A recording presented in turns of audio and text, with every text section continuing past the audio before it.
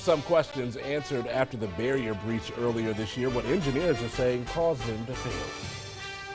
Plus, 3 Democratic candidates make their cases to people in the Quad Cities, what they had to say in hopes to get your votes. WHBF is local for you. This is Local 4 News this morning.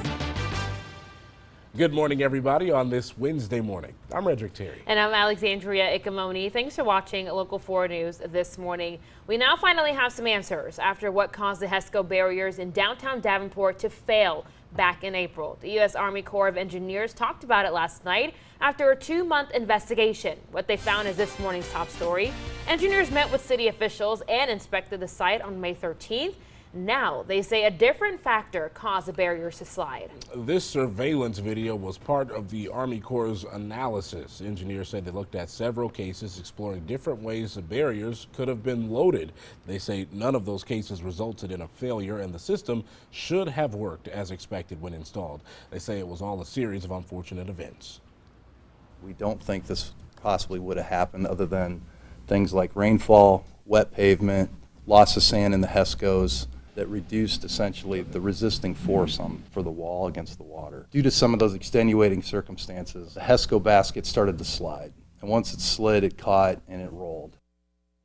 The Army Corps recommends 7 things city officials can do to prevent this from happening again, including adding a second layer of barrier baskets to keep that wall from sliding. You can find all those recommendations on ourquadcities.com. 3 presidential candidates were in the Quad Cities yesterday, and they're all trying to prove why they deserve your vote. Now, your local election headquarters was there as Julian Castro campaigned with the League of United Latin American Voters. Castro talked his plans to make America the smartest, healthiest, fairest, and the most prosperous nation to more than 100 people. The former Housing and Urban Development Secretary says opportunities need to be equal for everyone. He wants to reform education, healthcare, and the police system. Castro went on to condemn President Trump's go-home comment and adds everyone needs to work together. I think you and I know that we're going to be a better America, a stronger America, if all of us, no matter what the color of our skin or our background or how long we've been in this country, work together to create that America.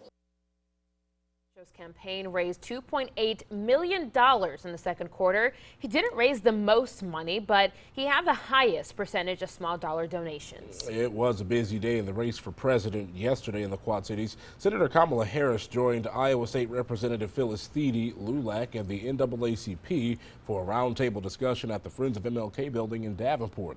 Thiede formally endorsed Harris at this event. And one of the topics Harris touched on was equal pay for women for equal work. As president, what I'm prepared to do is shift the burden to the corporation to prove that they're paying women equally for equal work. And then they're going to have to report that information on their website. And there's more. And failure to pay equally will result in a fine. Senator Kirsten Gillibrand stopped in Davenport. An early frontrunner and former Vice President Joe Biden was in Iowa as well. We'll hear from them coming up in our next half hour. Right now, at least 75 cats are safe after pulled from a house in Monmouth yesterday. It started as a complaint and turned into something much bigger. Yeah, police officers got help from crews with Western Illinois Animal Rescue to get all of those cats out. Local 4's Taylor Bozer has more on their condition. The Monmouth Police Department spent their morning removing lots of cats from a house. Well, that's quite a few. 75 to be exact. It's an unfortunate thing. Obviously there's people that are animal lovers and take in as many animals that they can take in. From what we understand, all of these cats were stray cats that had been around the neighborhood of the house. And these people just took the cats in. 3 people and 1 dog were also living in the house. The living conditions for the occupants were subpar. One neighbor felt emotional towards the situation. That's sad. But I know she has a good heart, she's trying to help them. She thought she would, The cats spent the day being evaluated. Robin Avery with the Monmouth Police says none of the animals were in great condition. Well, I hope that, they're able to, get them healthy, and be able to adopt them out. Taylor Bozer reporting. The animal control officer says the cats have been fed and defleed. They're expected to be further evaluated later today. On a lighter note this morning, the Rock Island County Fair returns for another exciting year. And the annual event brings thousands from all over the Quad Cities. The fair has activities for everyone, like carnival rides, livestock, and competitions. Local 4's Andrea Medina joined us live in East Moline, where things have already kicked off. Good morning, Andrea. We're all looking forward to see what they have going on today. Good morning, guys. Opening day was yesterday, but if you couldn't make it out, you have 4 days left of fun-filled county fair action here at the Rock Island County Fair. Now, joining me now is Fair Manager Jim. Thank you, Jim, for joining us this morning. Wow, so 150 years you guys are celebrating. Not a lot of places can say that. I should say, not a lot of fairs in the Quad Cities community can say they're celebrating such a huge milestone. How have you guys managed to stay open for so long? Well, I think one of the main reasons that we've been able to stay so long is the community that we have within the fair. We have fair families that have been showing here for over 100 years.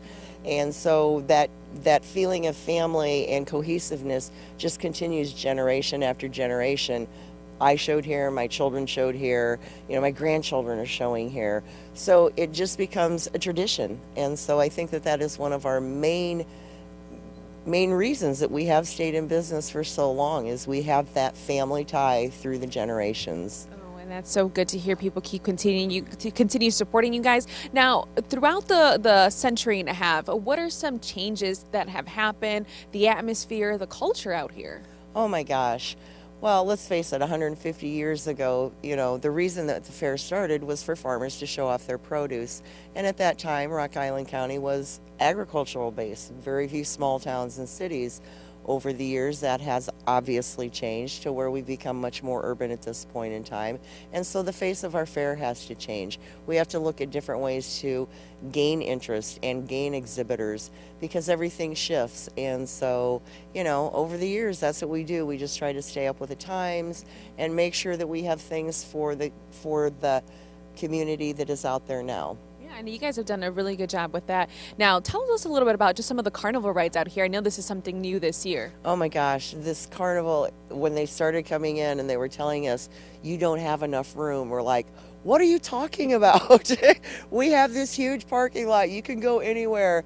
But they started setting up rides, and, we've got the great big huge children's section up here, with your typical rides, with the merry-go-round and the Ferris wheel and things. But then you get out back towards the front gate and there's Pharaoh's Revenge and the things that go up and around and over, and they're huge, and I don't ever ride them, but they are so popular. People love carnival rides. Oh, yeah. And the giant slides are here. I mean, it's typical rides, but also, like I say, Pharaoh's Revenge, I think, is the one with the boat, and I know I can't ride that because it will make me sick.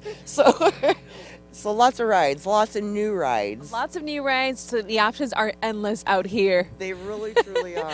All right, Jen, thank you so much. And if you have some time out here today, well, if you don't, well, you have a couple more days left this week. Tickets for kids 13 and up and adults is $2.